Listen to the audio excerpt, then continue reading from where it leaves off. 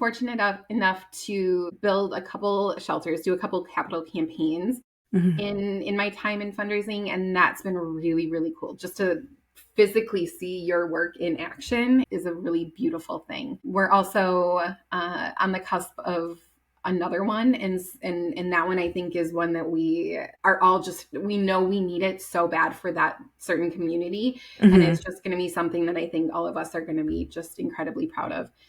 Over 13, almost 14 years, when I first started being a millennial, I knew that was kind of one of the things I came in and I was like, oh, I really think we should focus on this because I do like Netflix was kind of just starting and that I knew that subscription and so many people my age were not lazy, we're really driven, but we're used to that model. Yes, exactly. It works. Yeah. And so we had maybe like 50 to 60 at that point. Now we're getting really, really close to 1,500. And that's incredible. Slowly built it over time. We haven't been able to make a huge sizable investment where we would do face-to-face fundraising or anything like that. It's really just kind of been these smaller campaigns that just build over time.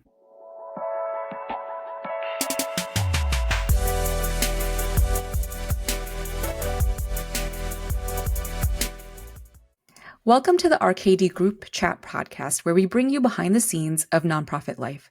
We shed light on the compassion and purpose behind the individuals solving the world's most challenging problems. I'm your host, Nipa Eason. You might remember that Kate McKinley used to host this podcast, and I'm so excited to pick up where she left off. Today, we're chatting with Sarah Trudeau from the Wisconsin Humane Society. She started as an adoption counselor, and 17 years later, she's now the director of data and annual fund. This conversation is so inspiring with ideas for your own nonprofits and an introduction to Louie. Let's chat. Sarah, so nice to meet you. Thank you for joining us here on RKD Group Chat. I have so many questions for you, but what I really wanted to know, just kind of start at the beginning, really, what prompted you to even consider being a nonprofit? So you've been in a nonprofit for so long, 17 years. Is this something that even as a kid you gravitated toward? I feel like a lot of us kind of fell into nonprofits. So I'd love to hear that story. Yeah, for sure. No, definitely had no idea. However, I will say that I have been around nonprofits my whole life. My mom was on she was the president of the Midwest Epilepsy Society. And we did lots of, just as a family, lots of different fundraisers and helped her with that stuff. So definitely not animal focused by any means, but we definitely had a lot of that mentality growing up, and we're very community driven. And my grandpa was a veteran and a vet. I always like to joke that he was like a double vet. But he went to vet school on the GI Bill. Oh, and wonderful. So we were always around animals growing up, and just I knew from a very young age that I really wanted to be around animals. However, I also knew I'm not good at science, and so it's a challenge a lot of us face. Yeah. Yes. And so I knew I couldn't do what my grandpa did, and so I actually just kind of stumbled into it. I'm from northern Wisconsin, and when I came down to the Milwaukee area to go to school, I definitely thought I was going to be an accountant. I thought that was my track. That's where I would go. And this is a big shift. Yeah. Yeah. And I took a part-time job at WHS and just completely and utterly fell in love. I fell in love with our mission. I fell in love with the people. And once I was done with school, I shifted from the ops side, so the animal care side, into the fundraising side about 13 years ago, not to age myself, but so I had about three and a half years, almost 4 of really good, like in shelter experience. And then was able to shift to the fundraising side and learn that whole world as well. That's amazing. And I mean, I think you've been with Wisconsin Humane for 17 years now. I'm sure there's been a lot of change and a lot of growth. Do you want to talk a little bit about that? How much has it changed since you started? Tremendously. I'll speak more of the fundraising side because that's the piece I know the best. But so when I first started, we had just acquired our second shelter, which is Ozaki. We are now up to 6 in a high volume spay neuter clinic. We Wow. also, although it's part of one of our campuses, I also like to point out that we do have a wildlife rehabilitation center. It's one of the largest in the Midwest, and although again it is part of our Milwaukee campus, I do like to call it out because it is a whole nother entity as well. So tremendous growth in that area, and our campuses are not right next to each other. We don't Right. have that luxury. So they span, here's the state of Wisconsin. They span all the way down here, all the way up here, and they're separated by about, depending on traffic, 4 hours ish. And so it Oh, can wow. Yeah. take a while to get from one point to the other. So we had to quickly learn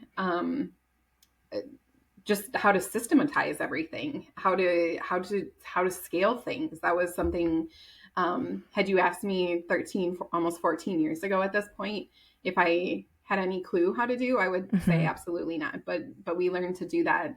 And then fundraising wise, it just tremendous growth. When I first started, our entire fundraising budget was 2.4 million. And now, gosh, we're close to 14, almost 15 million.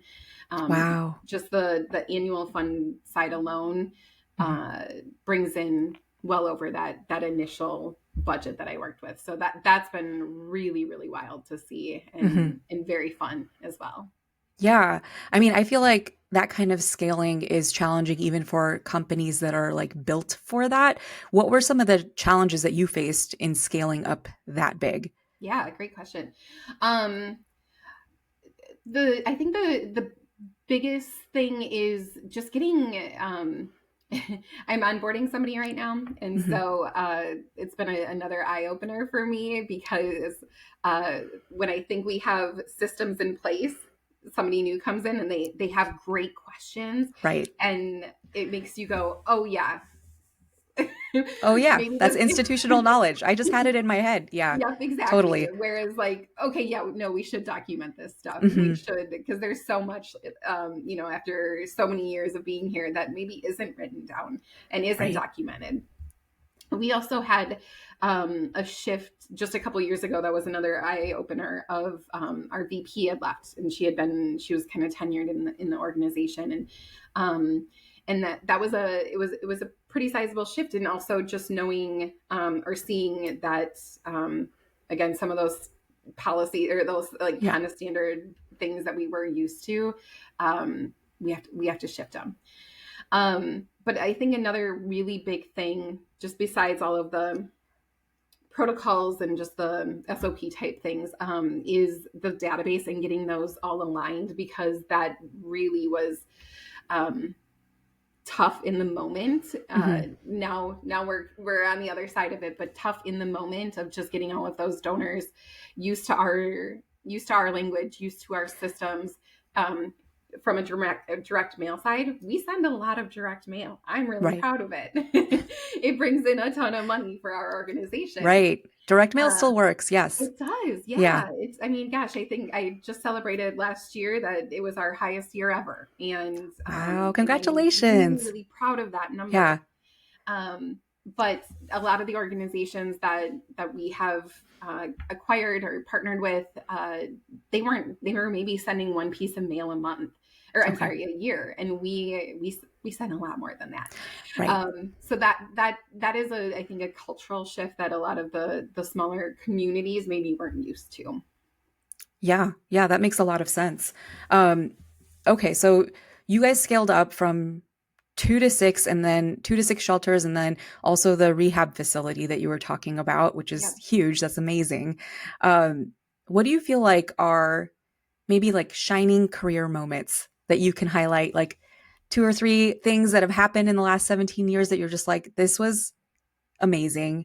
Along with like the amount of money you guys raised last year, that's like a huge thing, right? But like any other huge moments? Yeah. We've been fortunate enough to build a couple shelters, do a couple capital campaigns in my time in fundraising, and that's been really, really cool. Just to physically see your work in action is a really beautiful thing. We're also on the cusp of another one, and that one I think is one that we are all just, we know we need it so bad for that certain community. And it's just going to be something that I think all of us are going to be just incredibly proud of.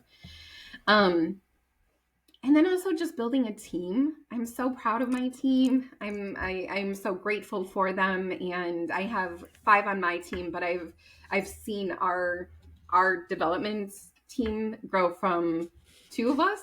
Gosh, I think we're close to 24 now. So that's been tremendous growth as well. And so being able to be there and helping along the way, not necessarily leading those other teams, but being able to be there if they have questions, or maybe there's moments where I'm like, ooh, we can maybe do this a little differently or easier if we tried this way.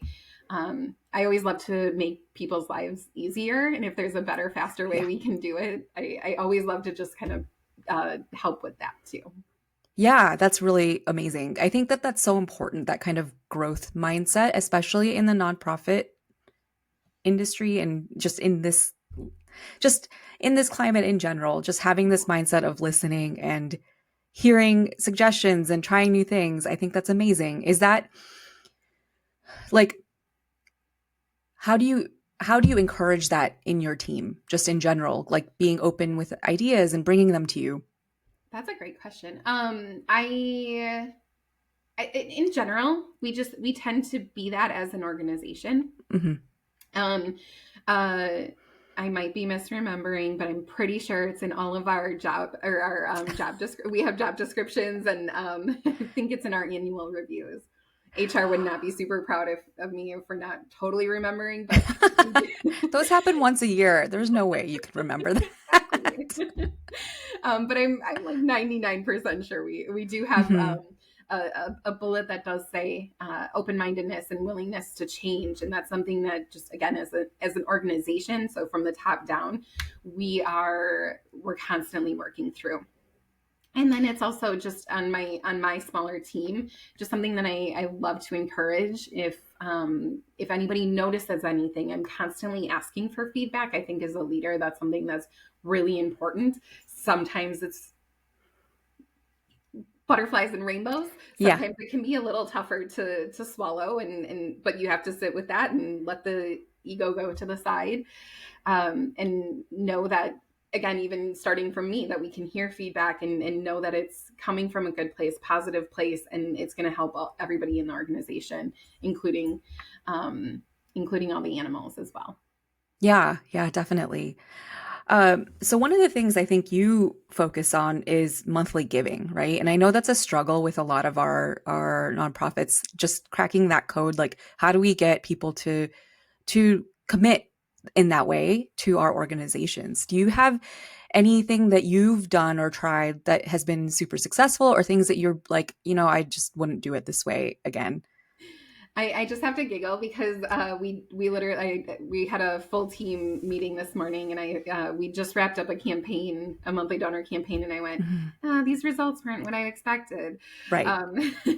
Right. Which is always disappointing. Yeah. Yeah. And it's hard when, people put time and effort into it as well. But so, for example, the one we just wrapped, we only got 9 monthly donors, and that's tough. We were shooting for 100. So no, that's really short. Yeah, I'm so sorry. That it's so unpredictable sometimes. Exactly. And we are going, I feel like I've been saying this a lot over the past couple of years, but really unprecedented times. The shutdown happened the day we launched the campaign. Yeah. Not super ideal. Right. But not to our team. We had it on the calendar. We wanted to continue to try it. And so maybe it didn't have any effect. Who knows? But what our little our nuggets of good that we tried to do with it was a premium. So we were giving away a t-shirt. In the past, that's done really well. However, this time it seems like it kind of fell flat. So I'm going to back up now. Over 13, almost 14 years, when I first started being a millennial, I knew that was kind of one of the things I came in and I was like, oh, I really think we should focus on this because I do like Netflix was kind of just starting and that I knew that subscription and so many people my age were not lazy, we're really driven, but we're used to that model. Yes, exactly. It works. Yeah. And so we had maybe like 50 to 60 at that point. Now we're getting really, really close to 1,500. And that's incredible. Slowly built it over time. We haven't been able to make a huge sizable investment where we would do face-to-face fundraising or anything like that. It's really just kind of been these smaller campaigns that just build over time. Most of it is digital focused, but we have done direct mail in the past, and that's also been really successful. I would say our biggest piece, and we're going to be our biggest campaign, and we're hopefully going to be trying it again in the near future, is an unlocking challenge. So if we get X amount, we unlock a certain gift for this amount. That's been our most successful, and I'm really excited to try it again in the future because I think that last one we got almost 150 within a 30-day period, and there was no investment from our organization whatsoever in it. That's amazing. That's huge. Yeah. Those sustainers like make such a difference in the organization's like just the cash flow, just knowing what you're going to get and being aware of what's coming in, right? Yeah, exactly. So important. And I mean, you've shared some numbers. How much of the organization's funding do you think comes from your monthly donors, if you're okay with sharing that? Yeah, okay sharing it. However, I don't have that number offhand. Yeah, okay. I would say it's not huge. Again, of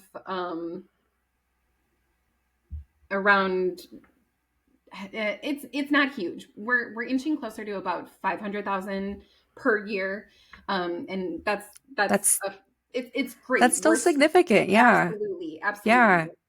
But a fraction of our overall budget. But again, that's reliable income and similar to a large event that is reliable each year. And where you have no overhead, right? Yes, exactly. Right. That's one of my pitches for it always. I'm like, all we had to do was just turn it on. Yeah, that's incredible. So I'm going to pivot a little bit. What is your typical day like? You've said that the facilities are kind of far apart. So do you visit them? What's your standard day kind of structured around? I always like to joke there is no standard day in animal welfare, right? Or fundraising in general. Yes. Nowadays, I tend to have a lot of meetings, a lot of virtual meetings, meeting with my team via Teams. So I would say that's a good chunk of my day. I also am the one that runs a lot of the fundraising reports for our team, for the organization. So I am often just knee deep in numbers. I don't unfortunately get a chance to visit a ton to the other shelters. I was fortunate enough with my new team member to go visit 2 of them 2 weeks ago, which was fun because the Wisconsin fall colors were all right. It's fall in Wisconsin. That's amazing. It's beautiful. So yeah. I had to spend, I think I drove that week about 17 hours total that week. And I was just like, most of the time that would make me very crabby, but I was like, this is so pretty. It's so pretty. So all the colors. I'm in Florida, so I don't get that as much, but I miss the Midwest for that. Yeah. And this year they just seemed like extra. I was joking with my husband that it looked like a quilt, like beautiful.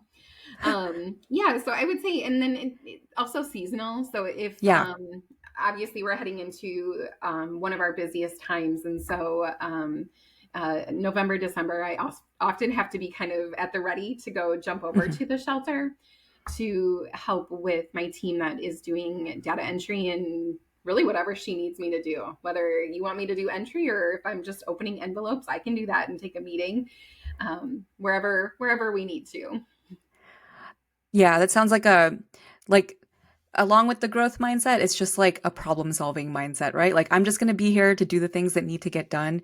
And is that something that you see commonly in your organization? Like, okay, like you are, I mean, as working in a nonprofit, you are trying to solve these like really big problems in our world, right? Yep.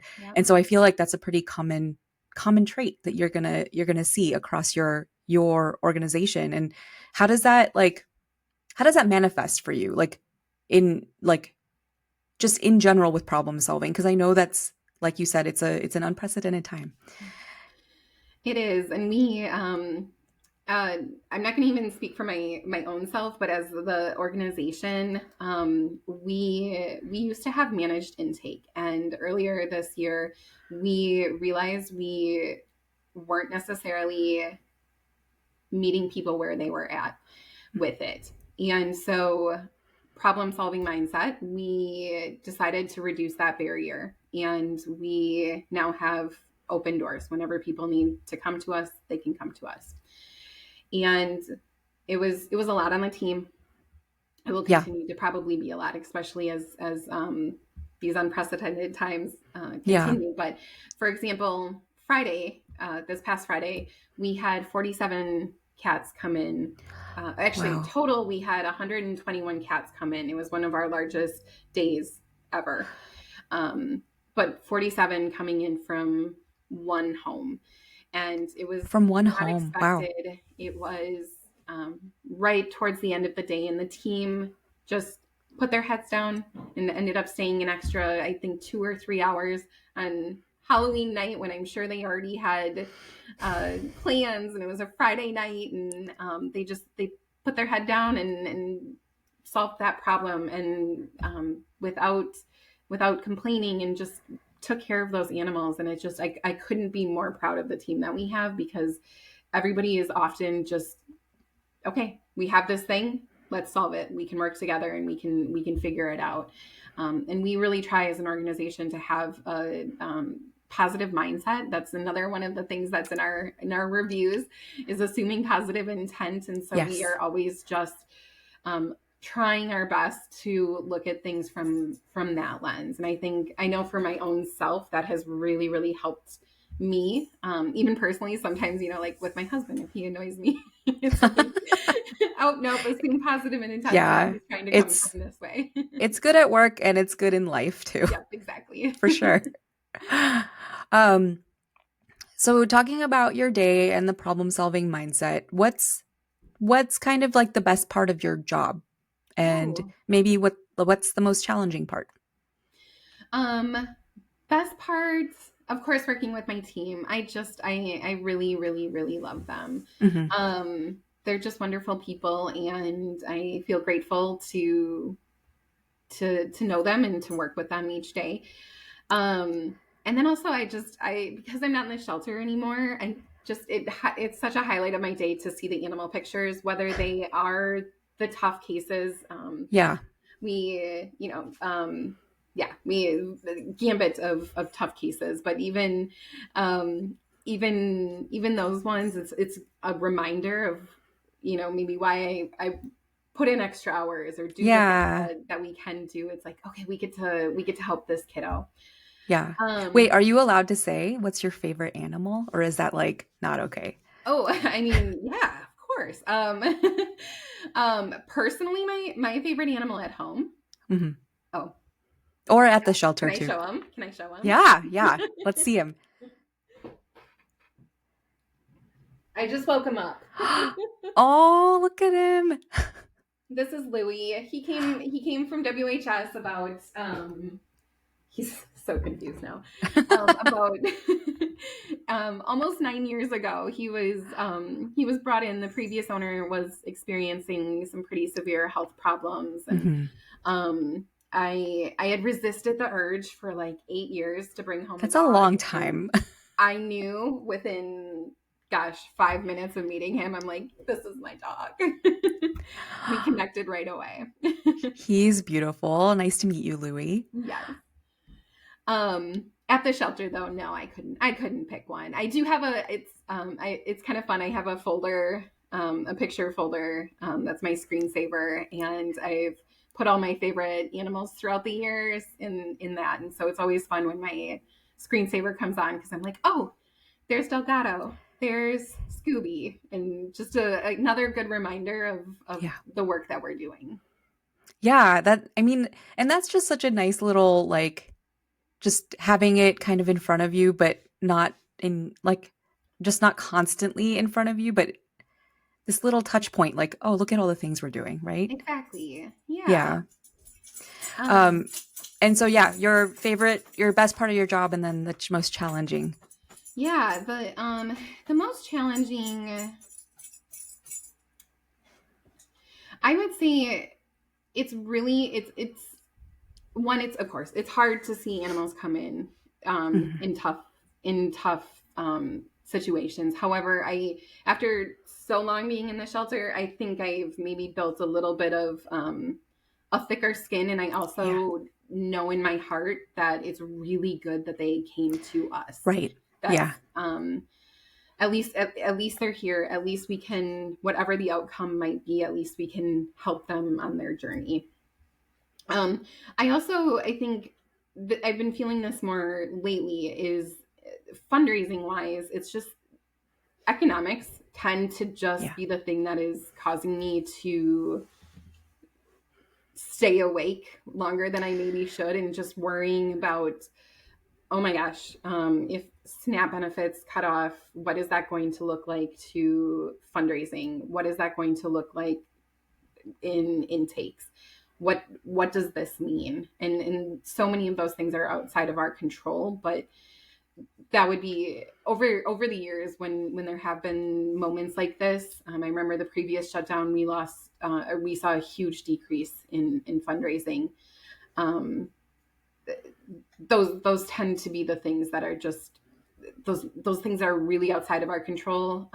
Those are the really tough moments, because I just want to go into that problem solving mode and fix it. And there isn't a magic wand to just fix this. No, and everyone's going to be struggling with it in different ways too. So it's hard to know how to communicate that to everyone. Are you all changing anything in the way that you talk to your donors and how you approach them right now? Yep, we are. So the cats, for example, that we brought in years past, I think I would have seen our language be similar to, like, holy cow, we had all of these cats come in, and but we are trying really hard. Our communications and marketing team is just amazing. I think they're the best in the biz. But they're really trying to take a holistic approach and look at everything that is going out, from the smallest thing to our major donors, to all of our donors, all of our communications, is really trying to put a systematic lens on things, and saying, even though you might not be experiencing this in one county, that doesn't mean that the whole isn't being affected either. And so that's been really interesting. And we did that with the cats, the cat email that we just sent out, and holy cow, are we getting just beautiful responses to that, of like, oh, I didn't think about it that way, that, this could affect that. Yeah. I think we shifted that messaging probably 5-ish years ago, and it's just been a really beautiful change, and to have the community rally around it as well has been really cool to see. That's amazing. I'm so glad that that's going as smoothly as it can, right? This is kind of a tough time for everyone, and so it's nice that that's at least moving in a positive direction. Absolutely. So having been in, I think, being in a nonprofit for 17 years, which is probably longer than a lot of people have had their jobs, what kind of advice do you give to people that are coming into nonprofits for the first time to work, or just in general, like just good advice for nonprofits? Yeah. I think pacing yourself. Mm-hmm. You want to, it's easy to get caught in, I'll use it like a mouse wheel. Yeah. And gosh, I still am guilty of that at times of like, I just want to fix all of it all at once. Yeah. But we're only one human. We're only one organization. I think finding something that is achievable, um, and realistic, and Yeah. not trying to solve all of these huge things all at once, and coming into an organization and listening first, and instead of trying to automatically be the one that is shifting things, and being the one that's trying to find the answers.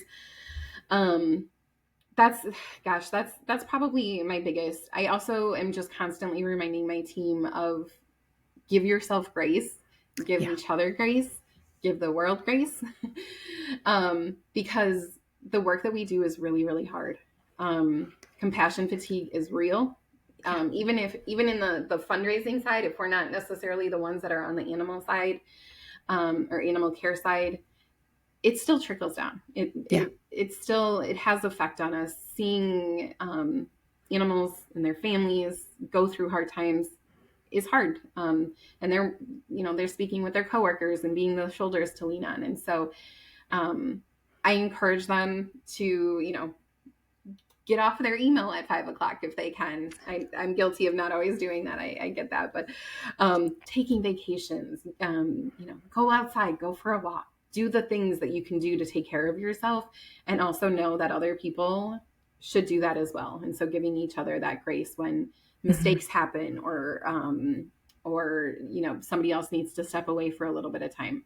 We're human. We need to do that. Yeah, definitely. I think when we come in, people who are working at nonprofits just tend to be more passionate about what they're doing. And so it's really hard to detach. So that's such great advice. Like, what's your favorite way of detaching a little bit or unwinding? For short breaks, I have to put my phone away. Otherwise, I will 100% look at it. And I had a realization probably like 3 years ago where I was like, man, I gotta stop the doom scrolling. I It's gotta so bad. stop this. It's so bad.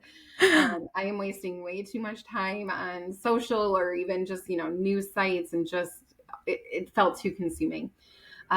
So I'm a big avid reader. I constantly have like 3 to 4 books going at one time. And that is my escapism. Longer term, I love to travel. We love to get away. My husband and I were just in Hawaii a couple weeks ago. Our home was flooded this year, and we were like, we need a moment. We need to just get away. And so it's nice to go far away too, because you're not nearly as compelled to look at your phone. And if you can find a place that maybe doesn't have Wi-Fi, I always think that's even better too. Yeah, detaching completely, like off the grid. I love that. Yep. Any advice for people specifically in animal care? Compassion fatigue is real. You're going to have really hard days. My new team member, she fortunately is coming from a situation where she's also she was in the like family services, and so she understands tough days. But I told her, I promise you, this is not just playing with puppies and kittens all day. Right. There certainly are those days, and they are amazing, but you're gonna see some tough stuff. And so when those tough events happen, and you see or experience somebody going through probably the hardest day in their life, take a moment afterwards and either talk to me, talk to a coworker, maybe be that shoulder for that coworker to lean on. If you need just quiet space, go find that. And if you need to, maybe, I know not always, and especially on the animal care side, it's not possible, but if you need to step away for longer than just a moment, do that, because the things you are going to see are tough, and you're gonna experience some really challenging situations or hear about them. And so it's really important to really connect with yourself and know what you're feeling and how you're feeling. I have a feelings wheel that I always keep really close to me. Yeah. It's something that I even look at on a regular basis of like, okay, I feel kind of like